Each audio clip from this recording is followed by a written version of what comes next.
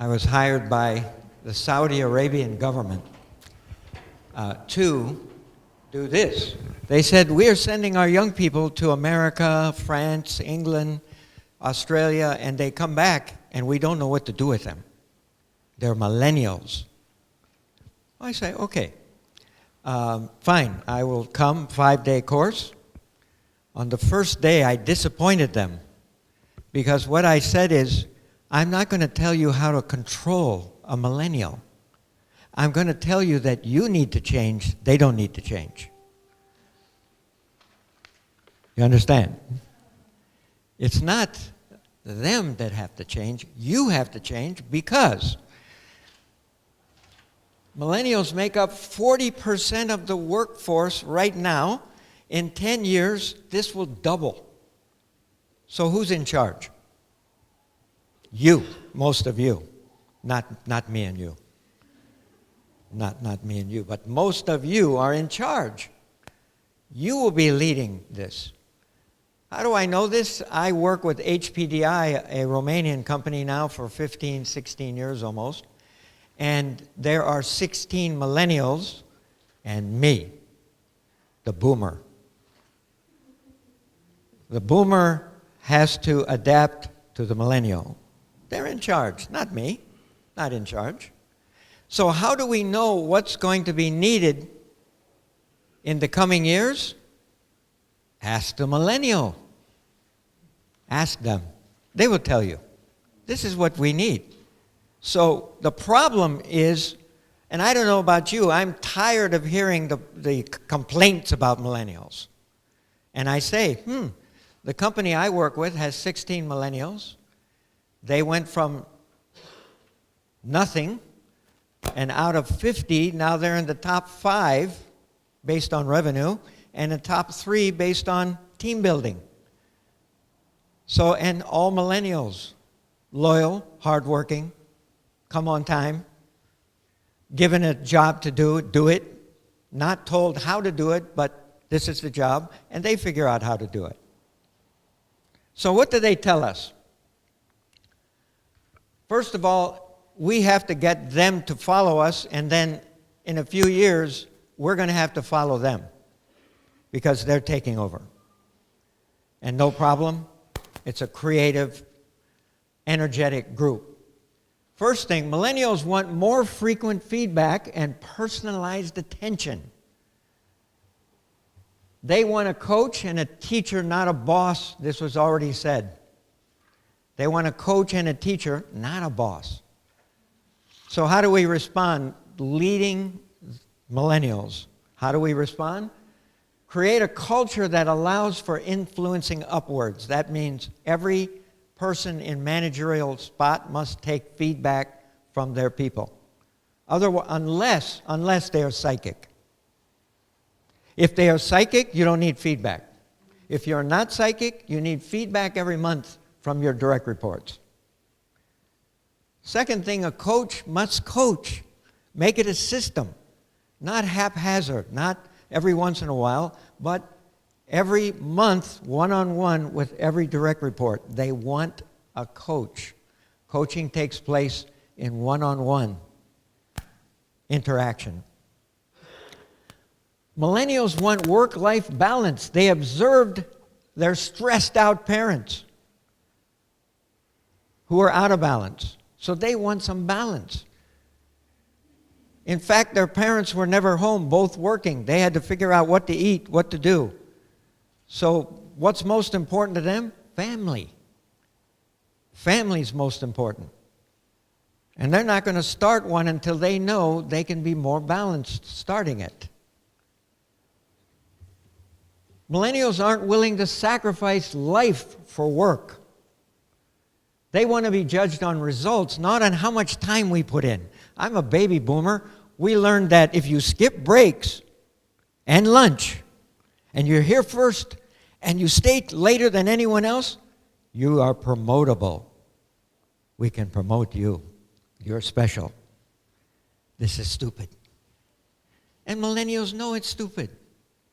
They'll get the job done in their time, and they will get it done on time, but in their own time.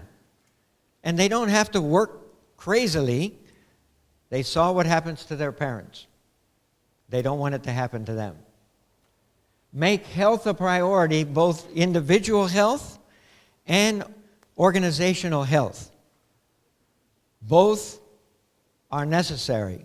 Because later on, what I tell you is leading is management of energy. If you are not healthy and you're not taking care of your health, how are you supposed to be energetic?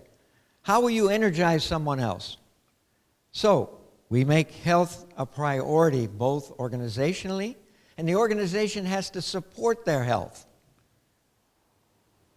Having areas to exercise. Some of my clients feed their employees organic food for lunch, so they don't have to go out and find it. So they feed them.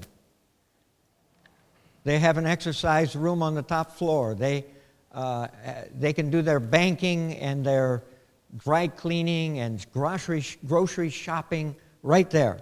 They have people come in to help them. And they go home on time. No need to kill yourself like my Japanese clients in Tokyo. Millennials are global. They appreciate diversity and other cultures. I've donated time to ISIC for almost 20 years now, and as the millennials are coming in and taking over, there are more exchanges around the world. For you who know about ISIC, most of you do, because it is a European-based leadership organization. So they are conscious of diversity. Honor the feminine knowledge and creativity. The only countries that are there so far are the Scandinavian countries who have 40% of women at the top of organizations or on the board. U.S. is 16th, only 16%. They're not doing well either.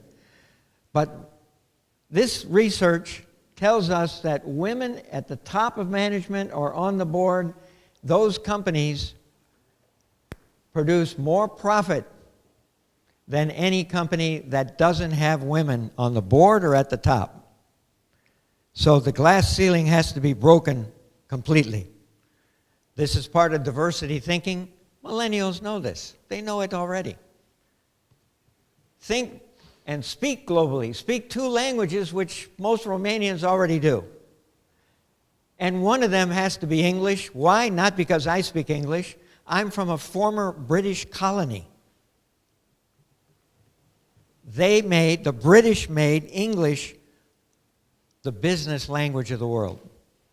So in Japan, I was observing one CEO of a Chinese company and one CEO of a Japanese company.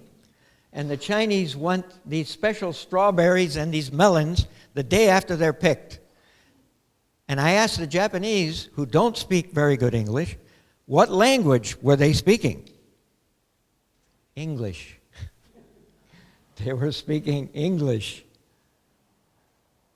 Become technologically savvy and an expert in social networking. Already said, people my age, we can remember when there was no computer. And the cell phone was like a big brick on the side of your head. The Motorola phone, it was huge and heavy. Millennials, they're great team players, as I see in HPDI. They're great team players. It's natural for them. They move in and out of the leader and follower roles gracefully.